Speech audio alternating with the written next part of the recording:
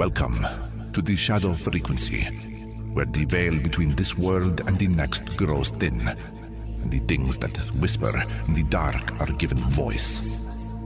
From the cryptic candlelit studios, deep in the Indiana forests, your host, Matt Wilson, and his spectral producer, Juniper Ravenwood, unearth the forbidden, the forgotten, and the fearsome. So, still your heart, dim the light, and listen closely. For once you tune into the shadow frequency, you may never tune out.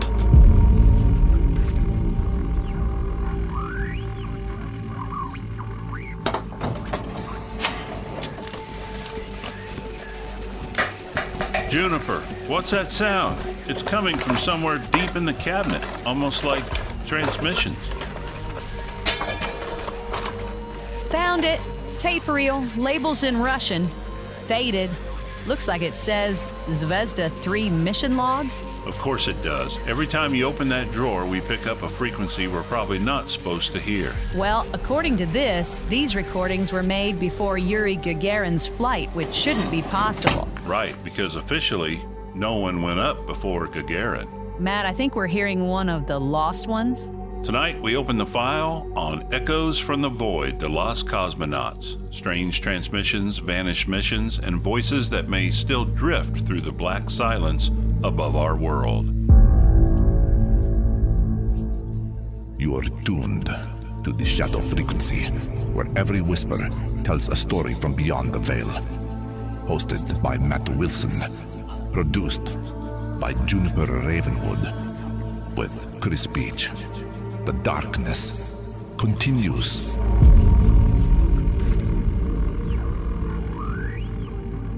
Good evening, listeners, and welcome to the Shadow Frequency, where the strange and unexplained hum just beyond the dial. Tonight, we're diving into a chilling mystery that drifts through the cold expanse of space, a tale of lost voices, hidden truths, and transmissions that pierce the static of history. In the late 1950s and early 60s, as the Soviet Union raced to conquer the stars, whispers emerged of cosmonauts who never returned, their desperate cries captured in eerie recordings that echo with despair.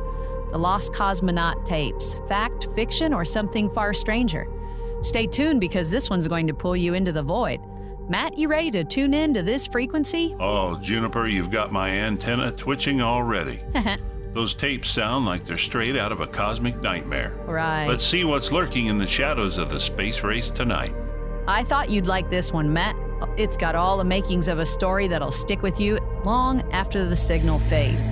Take it away.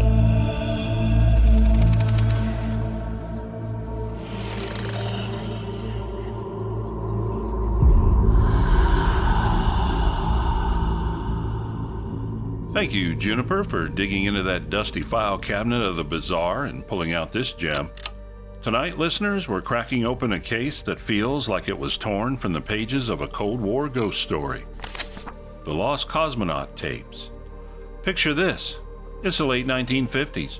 The space race is in full swing, and the Soviet Union is desperate to prove its dominance over the West. Yuri Gagarin's historic orbit in 1961 is still years away, but the USSR is launching secret missions, hurling brave souls, or perhaps doomed ones, into the unforgiving void of space.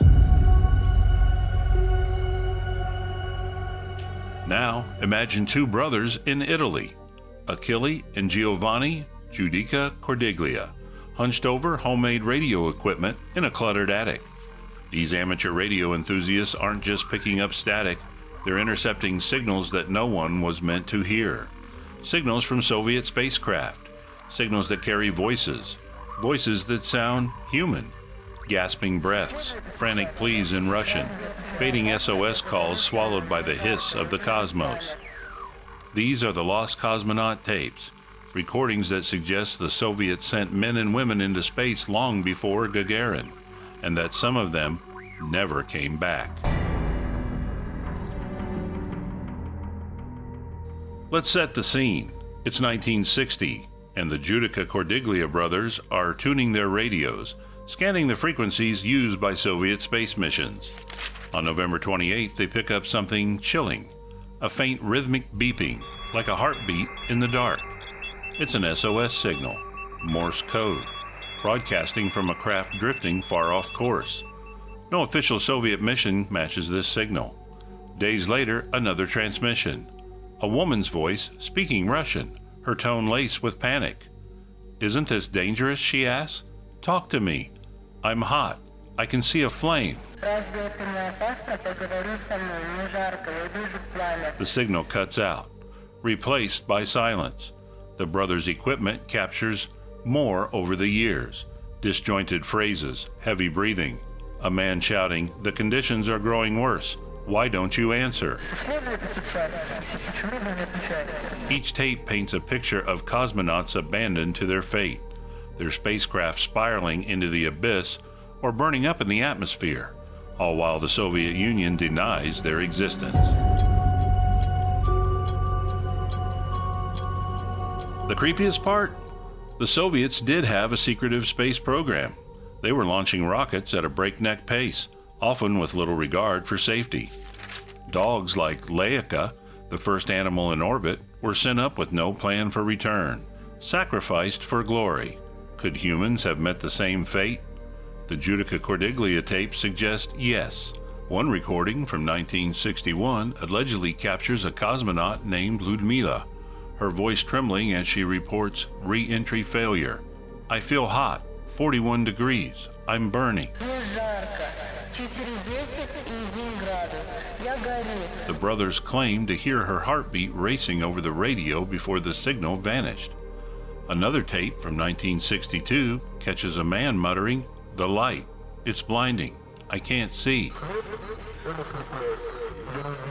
as if staring into something unnatural, something beyond the stars. The atmosphere around these tapes is thick with dread. The brothers swore their equipment was precise, their recordings authentic. They built their own radio tower, tracked Soviet frequencies, and even identified spacecraft by their call signs. Yet the Soviet Union never acknowledged these missions. No names, no memorials, no trace of these lost souls. Were they test pilots, erased from history to protect the USSR's image? Or is there something stranger at play? Something the static of those tapes can't quite conceal. As we sit here, listeners, imagine being one of those cosmonauts, strapped into a cramped, rattling capsule, the Earth shrinking below you, knowing something's gone wrong. Your radio crackles, but no one answers. The air grows thin, the temperature rises, and the stars outside your window seem to pulse with a life of their own. What would you say in your final moments, your voice beaming out to the void, hoping someone, anyone, is listening? We're going to take a quick break, but don't touch the dial. When we come back, we'll dive deeper into the shadows of these tapes, what they might mean, and what they might hide. Those voices, Juniper, they're like ghosts trapped in the static, reaching out across decades. Makes you wonder what else is out there floating in the dark. It's haunting, Matt. I keep imagining those signals still bouncing around space, waiting to be heard. What's next? More shadows, more secrets. Let's see what else the cosmos is whispering. Over to you, Juniper.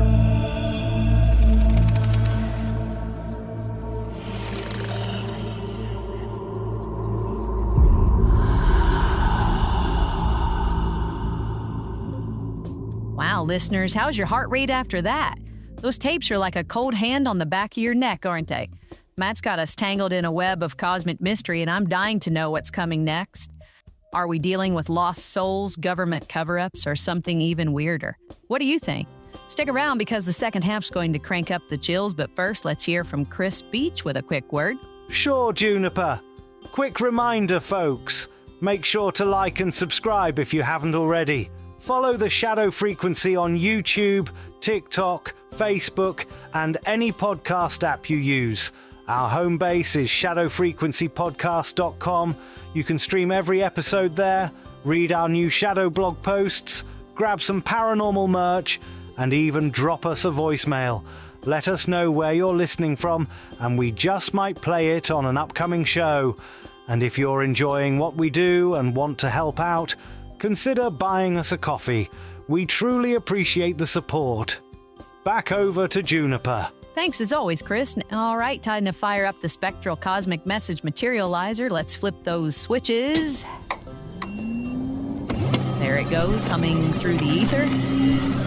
And look, strange little signals flickering in the void.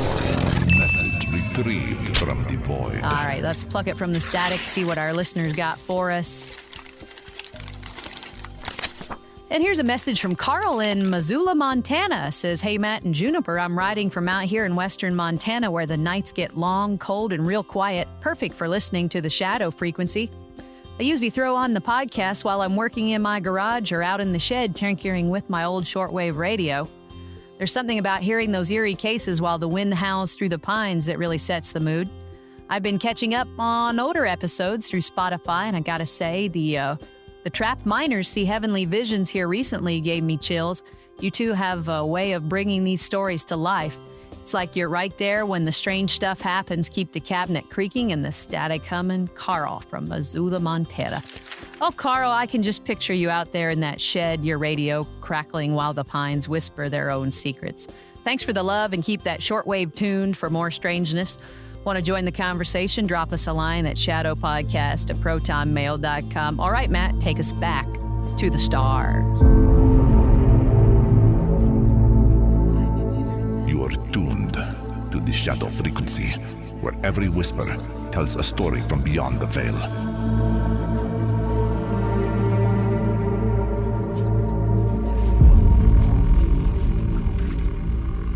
Welcome back, listeners, to the Shadow Frequency, where we're chasing the ghostly signals of the Lost Cosmonaut Tapes.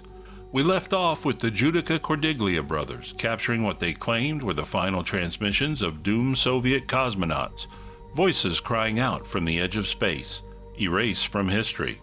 Let's dive deeper into the shadows of this mystery where the line between truth and terror blurs. The tapes are chilling, no question. One of the most haunting is from May 1961, when the brothers allegedly recorded 3 voices, a man and 2 women, speaking in frantic Russian. The man says, "We're going too fast, the trajectory is wrong." One of the women interrupts, her voice breaking, "I see something, it's moving, it's not ours." The transmission ends abruptly, replaced by a low pulsing hum that the brothers couldn't explain. What were they seeing? A malfunctioning spacecraft? An encounter with something else in the vast emptiness? The Soviets never confirmed a mission that day, but declassified documents later revealed that they were conducting high-risk suborbital tests during that period, often with minimal oversight. Another tape from 1963 captures what sounds like a cosmonaut's final moments. His breathing is labored, his words slurred. The stars, they're spinning. I'm not alone. The signal fades into a distorted wail, like metal twisting under impossible pressure. The brothers swore these recordings were real, and they weren't alone in their suspicions. Other radio operators across Europe reported similar intercepts, fragments of distress calls, coded messages, even heartbeats transmitted from space. The pattern was always the same. No official record, no acknowledgement, just silence from the Kremlin. Now, here's something to chew on. Not everyone buys the tape's authenticity. Skeptics argue the Judica-Cordiglia brothers could have been fooled by interference, hoaxes, or even their own imaginations. Radio signals in the 1960s were messy. Atmospheric noise, military tests, and even stray broadcasts could mimic human voices. The brothers were amateurs, not professionals, and their equipment, while impressive, wasn't foolproof. Could they have misheard static as speech or been pranked by rogue operators? It's a possibility we can't ignore, though it doesn't explain the sheer number of recordings or their eerie consistency. But hey, let's lean back into the mystery. What if the tapes are real?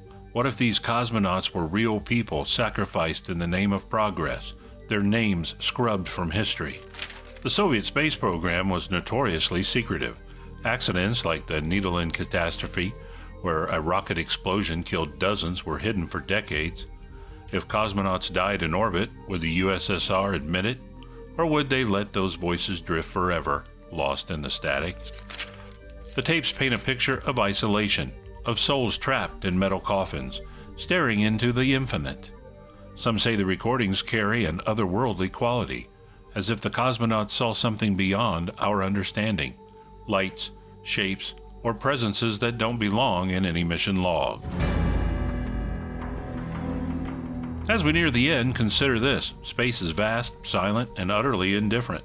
If these cosmonauts existed, their final moments were spent in a place where no one could hear them scream, except, perhaps, two brothers in an Italian attic. The Lost Cosmonaut Tapes challenge us to question what we're told, to listen for whispers beneath the official story. Are those voices still out there, circling in the void, waiting for someone to tune in? Those tapes, Juniper, they're like a signal from a nightmare we can't wake up from. What if those voices are still broadcasting, trapped in some eternal loop? I'll admit, Matt, the skeptic in me wonders if it's just radio tricks, but those recordings? Yeah. They make my skin crawl. What's your final take? I think the truth is out there, Juniper, buried in the static or floating in the dark. Thanks for joining me, listeners. Back over to you, Juniper. What a ride, listeners. The Lost Cosmonaut Tapes have us staring into the abyss of space, wondering what secrets are still circling up. We love hearing from you, so keep those eerie stories and thoughts coming to shadowpodcast at protonmail.com. Also, visit our website, shadowfrequencypodcast.com. You can find links to all the places you can listen, plus you can listen right there. There's our 24/7 streaming radio as well, the store, our show notes.